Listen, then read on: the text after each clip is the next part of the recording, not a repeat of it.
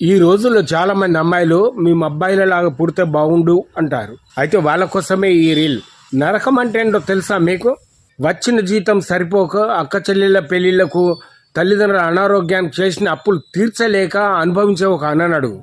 డిగ్రీలు చదువులు చదివి ఉద్యోగం సద్యోగం లేక ప్రతిదినము తండ్రి చేత తిట్లు పడే ఒక తమ్ముని అడుగు. నరకం అంటే ఏంటో.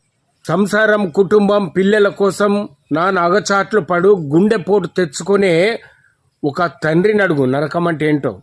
అన్నీ ఉండి అన్న కోసము అమ్మ కోసం తండ్రి కోసము చెల్లె కోసము త్యాగం చేసే ఒక మగాడిని అడుగు. నరకం అంటే ఏందో తెలుస్తుంది. అమ్మాయికి ఏదన్నా సమస్య వస్తే నేనున్నానంటూ తండ్రి అన్న తమ్ముడు బంధువులు అందరూ వస్తారు.